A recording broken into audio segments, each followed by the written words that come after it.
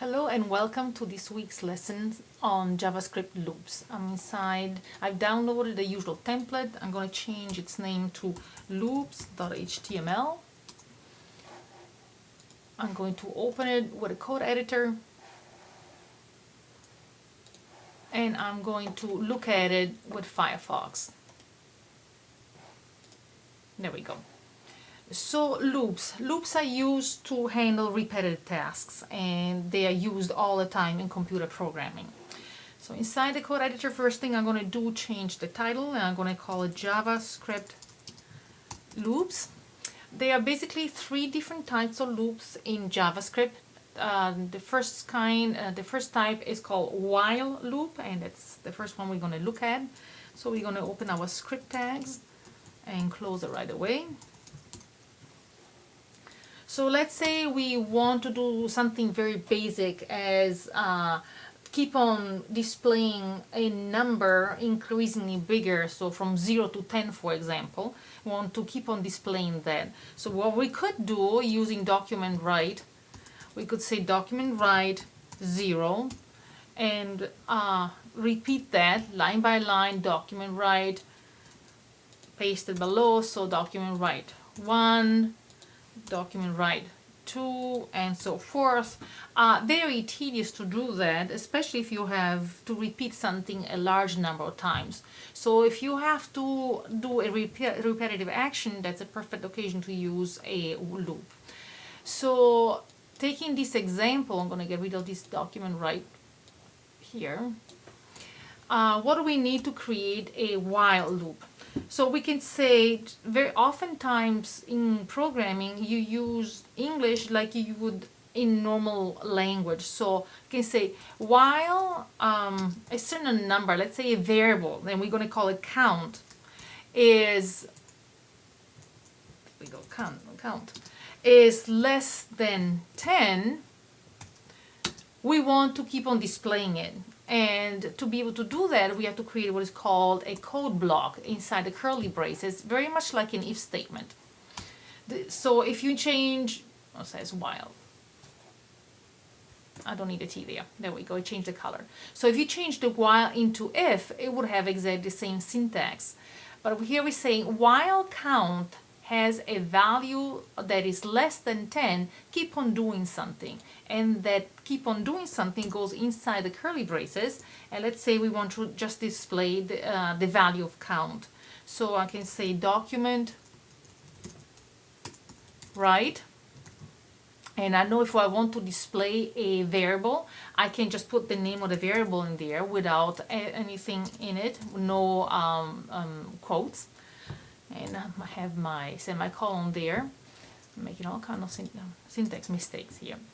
And we know that if we can keep on repeating something, it will all be on the same line. So I need something else beside the value of count in here. So I'm just going to add a space, a plus sign, and I'm going to insert a line break so that everything stays on one line.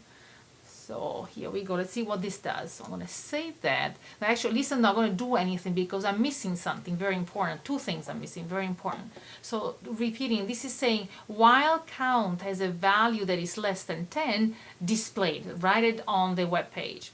But if this is a while loop and you keep on repeating, well, this would be what is called infinite loop. It would never stop because the value of count never changes. So we got to do something to change the value of count. So increase it by 1 at every iteration of this loop. So after it displays its value on another line, I can say just add 1 to count. And I can do that by having plus equal 1. That means add 1, and that gets repeated every single time. But this loop would never start because we're still missing something. So we haven't assigned any starting value to count. So this loop would never even get started. So what we need to do outside the while loop, we need to define count. So var count, we're going to set it equal to 0. We could set it equal to anything. If we set it equal to 5, for example, this loop would only run about 5 times because we start at 5. setting it equal to 0, it will start at 0 and will run however many times it takes, probably 10 times, until as long as it's less than 10. So let's see what this does. So go back to Firefox, make sure that I have Firebug displaying any error, and I also want to be able to display if I have any type of HTML error. So far nothing, because there was nothing, there was only the template. So now I'm going to reload this, and here we go. So we have the numbers being displayed here from 0 to 9. Why did it stop at 9? Well, you have to do a little bit of basic math. I mean, if you start at 0 and you want to go 10 times, well, that will be the first time, the second time, and so forth, and this is the 10th time. So if you want the number 10 to be displayed, then you have to change your logic a little bit. So let's say I want to include the number 10. So here my logic says keep on doing this as long as count has a value less than 10. But if I want to include 10, I can just say less or equal to 10. So then 10 will be displayed as well. I'm going to save this and rerun it. And here we go. It goes as long, keeps on going until the value of count is 10 or less, and so includes 10. So that is the basic type of while loop, and we're going to see that you don't necessarily have to only increment by 1. You can increment by a different number as well. So what I'm going to do here, I'm going to actually copy this, the whole block, and I'm going to paste it below. And all I'm going to change here, instead of just incrementing by 1, I want to increment by 2. And I'm going to save that. And because I want to visually separate these, the output, I'm going to add something just above the other block here. I'm going to say document right, and I'm going to use a horizontal rule. There we go. Let's see what. So here we have the output of the first while loop, and it takes 11 loops, or 11 iterations, sorry, to get to number 10. For the second loop, where we increment by 2, it takes 1, 2, 3, 4, 5, 6 iterations to get to number 10. So that was a while loop, and let's add a comment on top here. I'm going to say while loop. And now we're going to look at the second type of loop that's called the for loop. So I'm going to add my comment here, and it works exactly like it does for a while loop. The syntax is slightly different. So if I was going to reproduce what we did in the first loop, I will use the word for, and you basically put everything, all these 3 different aspects, the starting value, the limiting value, and the increment, you put them all inside the parentheses, exactly as they are. So I'm going to do exactly like we did in a while loop. So I'm going to say var count equals 0, goes in the first place there, that's my starting value. Then we have here the limiting value as keep on running this loop as long as, in our case here, count is less or equal to 10, semicolon. Notice the semicolons after each. And the last thing we have to worry about, how much are we going to increment this variable. So I'm going to do exactly the same thing here. Count plus equal 1. Now we can, sometimes you see, and also in your book it shows that you don't have to use this notation. This is also a shorter notation that does exactly the same thing. You can use plus plus after the variable. So it does exactly the same thing as here. Count plus equal 1 is equal to count plus plus. Each time you add 1. And then we need our curly braces. And inside the curly braces, we're going to do the same thing. So we're going to just copy and paste this line. And I want to make sure that I separate visually the output. So I'm going to copy and paste the horizontal rule. There we go. So you see that you have only 3 lines of codes versus the 1, 2, 3, 4, 5 line of codes for a while loop. They do exactly the same thing, but the for loop notation, it's a little bit more compact, and it therefore is preferred by most programmers. It's just not as intuitive as a while loop in being able to read it off the bat like that, but it does exactly the same thing. So I'm going to save this and run my code. Bring this down a little bit more. We don't need to have it so big. So you see that this is where we are. That's our for loop, and it does exactly the same thing as the while loop. Now you don't have to run for loops only forward. You can also run them backwards, so you can change direction. So we're gonna add something below here. So let me just copy and paste all this to save us some typing. I have to change the logic inside my for loop. So if I want to run it backward, if I want to go from 10 to 0, well, my starting value, instead of being 0, is going to be 10. My limiting value, I'm going to keep on running this as long as count is greater or equal to 0.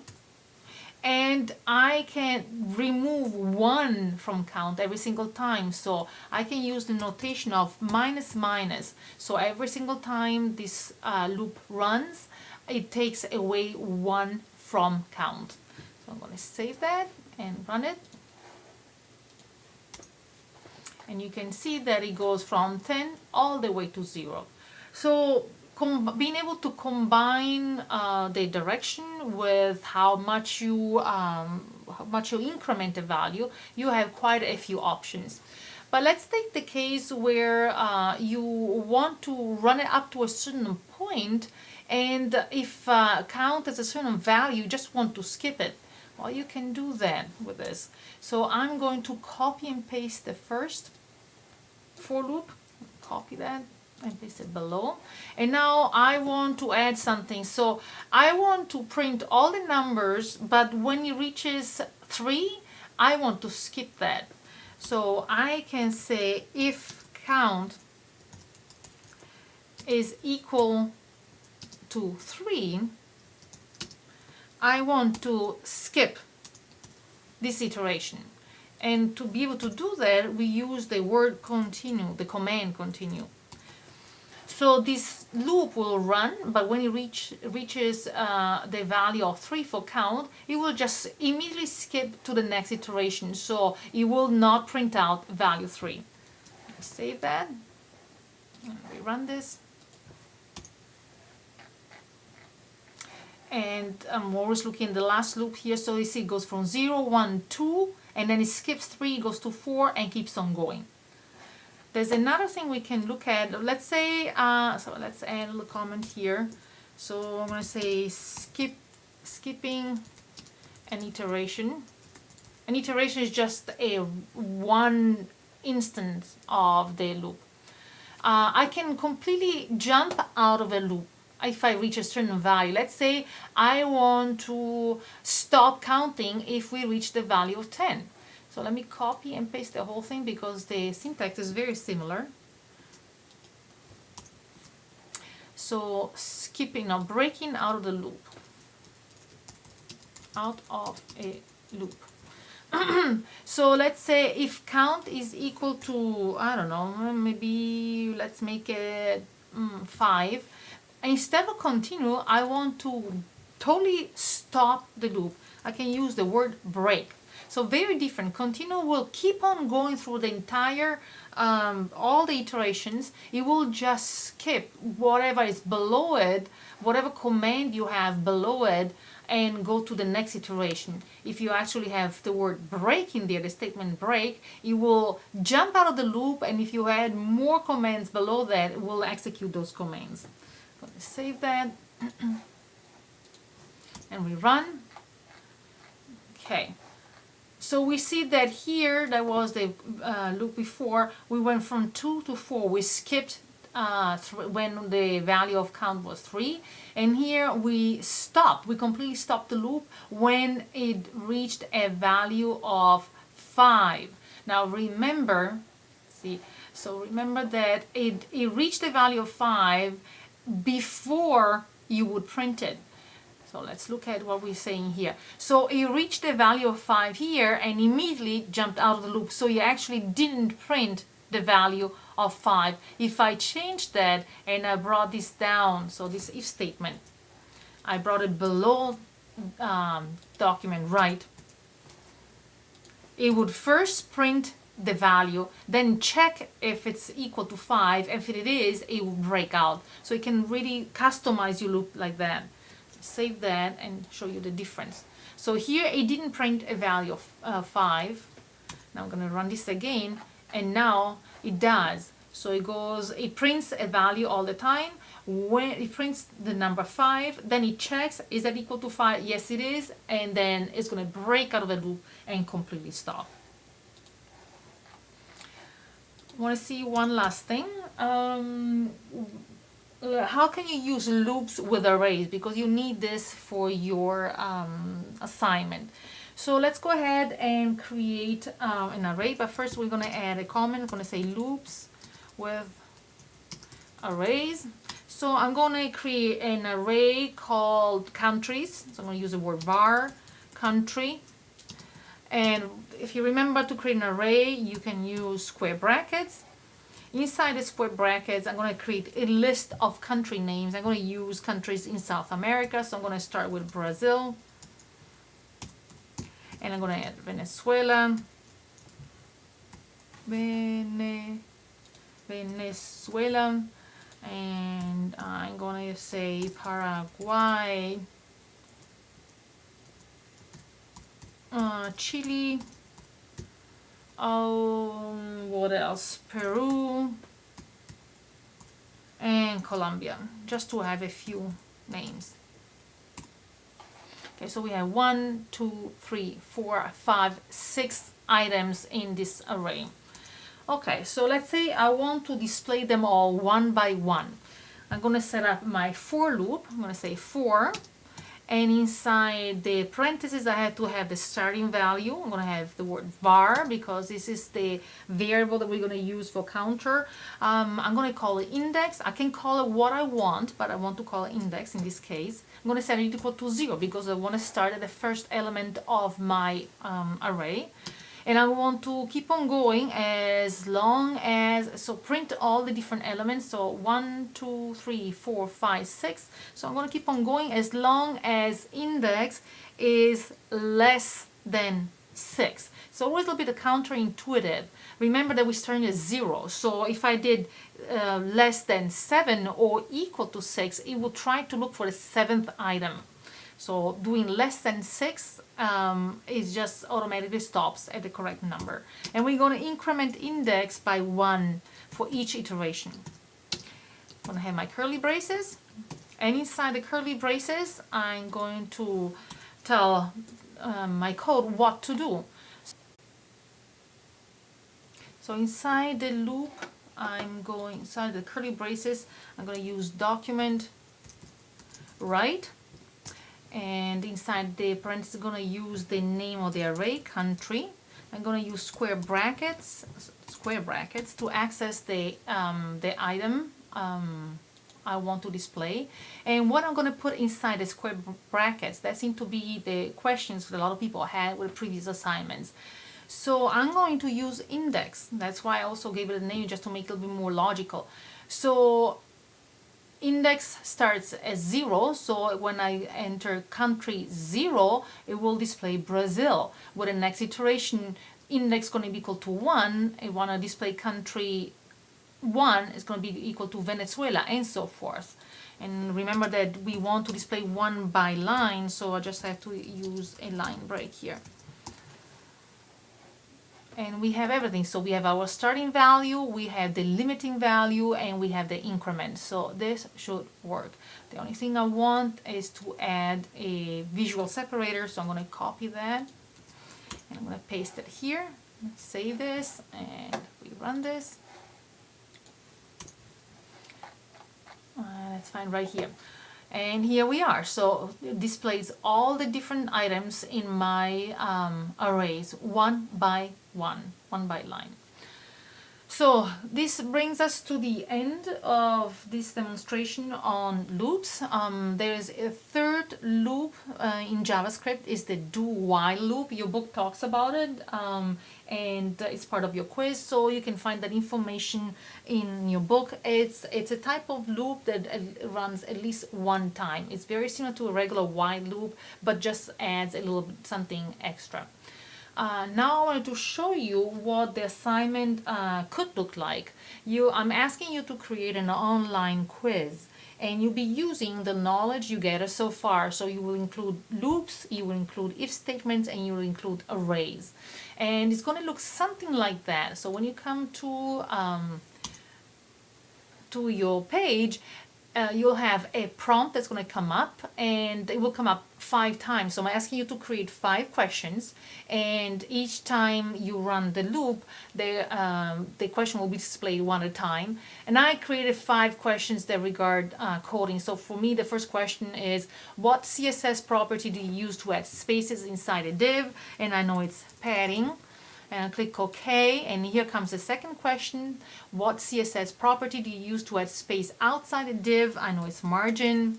I just made those questions. You can be questions about anything. What CSS property do you use to add a shadow to a div? A box shadow. OK. What HTML tag do you use to keep text formatting? It's pre.